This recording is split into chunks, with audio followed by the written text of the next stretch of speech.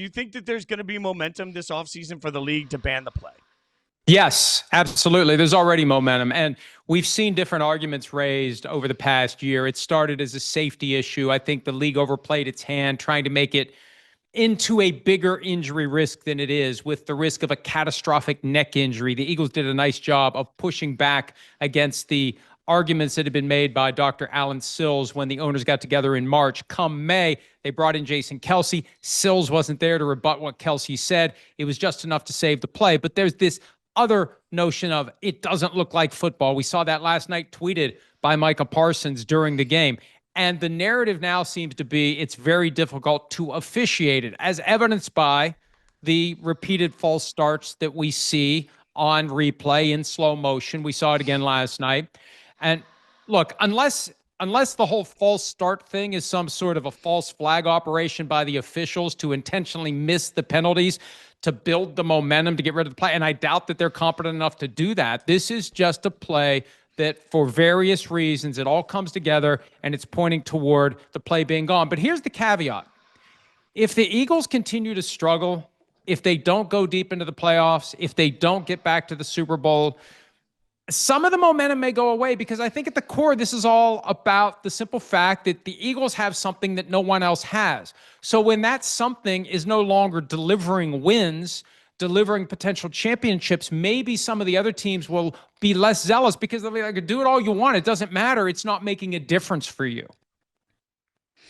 Let's stick on the Eagles, because it seems like A.J. Brown seems to, and his social media usage and things he says to the media always creep in to the headlines. And this is no different. That, go back to last season, A.J. Brown's reading a book on the sidelines, and then A.J. Brown tweets out I got one for him if he wants to do it again. Sorry. Always be promoting. Well done.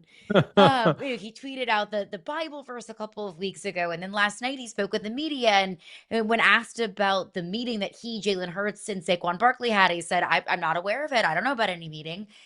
A.J. Brown is very clearly unhappy, and it was fine to say, okay, hush up, A.J. Brown, we're 4-0. Now they're not. Now they're 4-2. They're losing football games. How do you see all of this panning out with A.J. Brown and the Philadelphia Eagles? We were talking about A.J. Brown's lack of awareness, supposedly, of the meeting earlier on PFT Live, the weekday show that we do on Peacock. And one of the viewers sent me a quote in Italian. I can't remember the Italian quote, even though I'm 99.9% Italian, but it translates to, I saw nothing, I heard nothing, I wasn't there, and if I was there, I was asleep. So the whole thing is just bizarre. And I think that the A.J. Brown antics, which really have been the catalyst of the dysfunction we've seen over the past 2 weeks from the Eagles, I think it's more of a symptom than the ultimate disease. I think that the Eagles are suffering from a lack of true leadership, a lack of someone who can kind of get this stuff under control. They do a good job of keeping the dirty laundry, for the most part, from really being aired out. Like, we get whiffs of it and they put the fire out, but they never solve the fire internally. And it's been there for a couple of years. And they won a Super Bowl despite whatever dysfunction there may be. But there are clearly issues this year. At times it feels like their offensive play calling is the product of a random generator. Like, I don't sense an identity. I don't sense a rhythm. I don't sense a purpose. I don't sense a broader strategy. And it's odd, because Nick Sirianni is an offensive guy. That's how he got the job. And they've had a different offensive coordinator every year.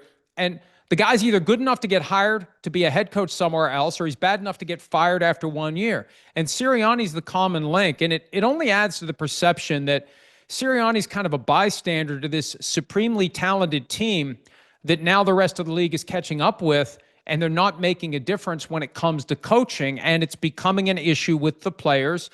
And they've got a couple of extra days before their next game. They go to Minnesota, not the easiest place to play. And they think that they can just kind of, it's like if you're in a dark room and you're searching for the switch, they feel like they're eventually going to find the switch without changing anything. And I feel like they need to make the kind of massive changes that you need an offseason to make. In season, it's like changing a tire on a moving car. And I think they're just struggling to make that happen.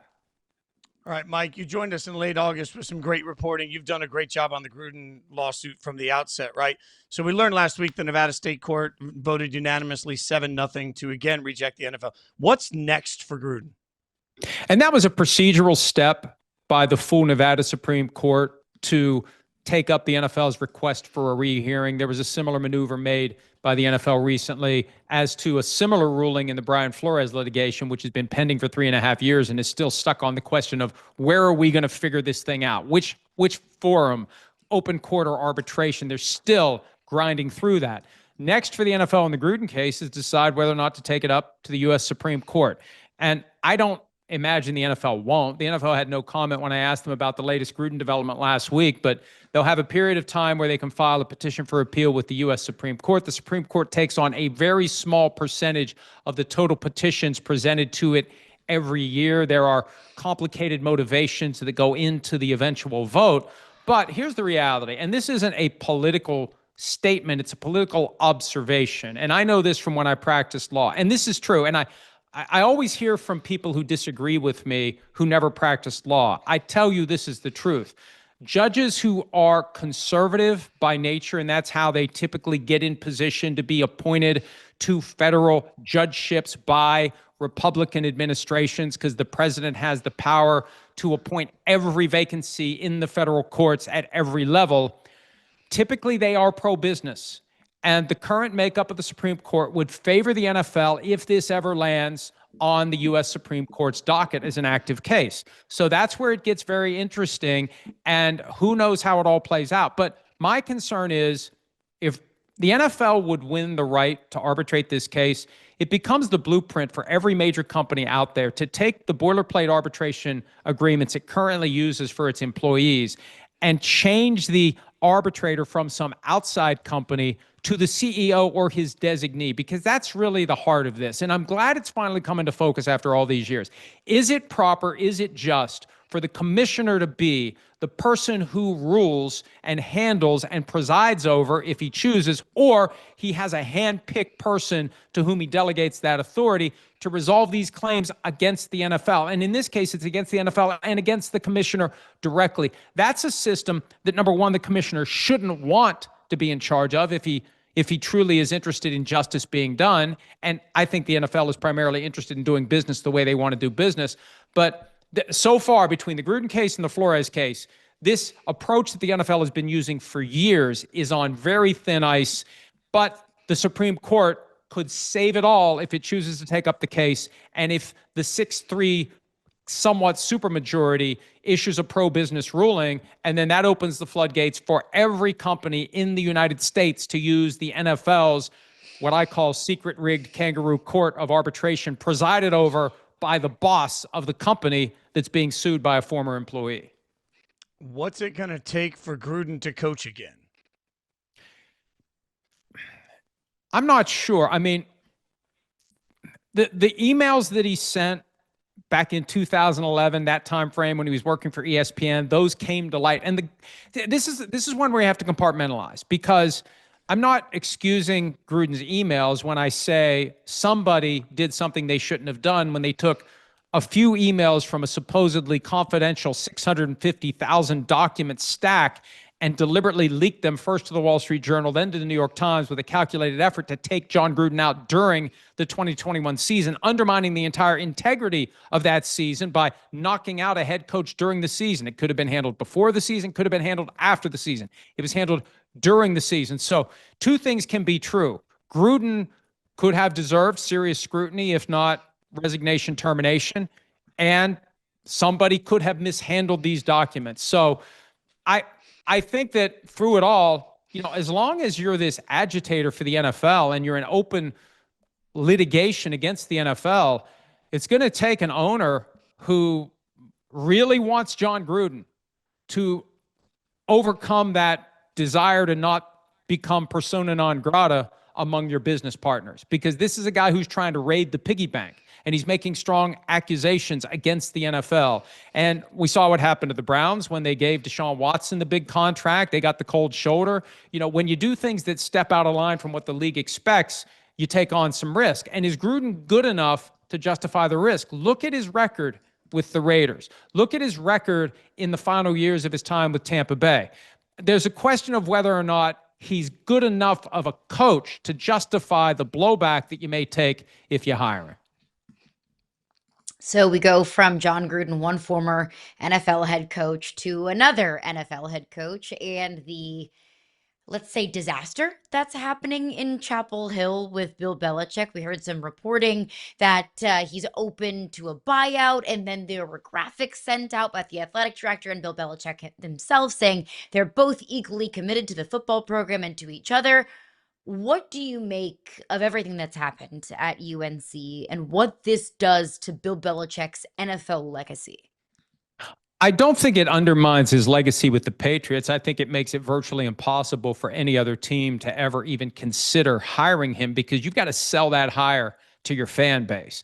And it's one thing to sell the hire when he's just left the Patriots. It's another thing to sell the hire when the past year has been one weird story, one strange development after another.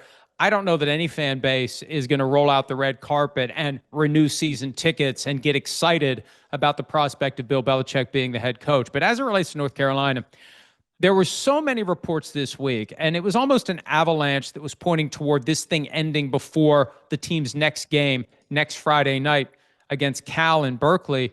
I thought there was a chance at some point this week that they were going to reach a deal and they were just going to go their separate ways. And it could be that the companion statements we saw on Wednesday night, which is hardly the kind of response that you need when you've got this kind of negativity that's being reported by multiple outlets, it could just be that both sides are establishing their final position before they negotiate how this is going to end, how much money is going to change hands to end this relationship at a time when there are objective indicators that both sides would be best served by moving on. But the fundamental problem is this. At the college level, you need players. And I think the most telling report of the week came from Bruce Feldman, who spoke to a coach from one of the Group 5 conferences, the Sun Belt, and that cut of teams. He said that whenever we find ourselves competing with the same Power 4 school for similar players, and that team keeps popping up again in our competition for recruits, that team's going to stink. And that team this year was North Carolina, trying to get players that lower level schools were trying to get. Their players just aren't good enough. It doesn't matter how good of a coach you are if your players aren't good enough. And I think that's the problem in North Carolina. Mike, as always, we appreciate your time. Guys, the ebook is out there for 99 cents. The Big Shield is also out there. You can get it at $14.99 on Amazon. Got mine. Next time I'll hold it up for you. All right, that's what I'll hold it up for you. I want to see the dried, crusted corpses of the spiders on the back. Use the back, the front. My nephew designed the front. This is an awesome cover. It's a lovely front. A Las Vegas sign, but the back, just do the back because it's just a bunch of words back there that nobody ever reads. Just use that to kill the spider. As a kid from Vegas that has the Vegas Welcome to Vegas sign tattooed as part of my arm, I would never denigrate the actual sign. Mike, we appreciate your time, brother. Thanks for hanging out. Great talking to you. Pro Football Talk as always.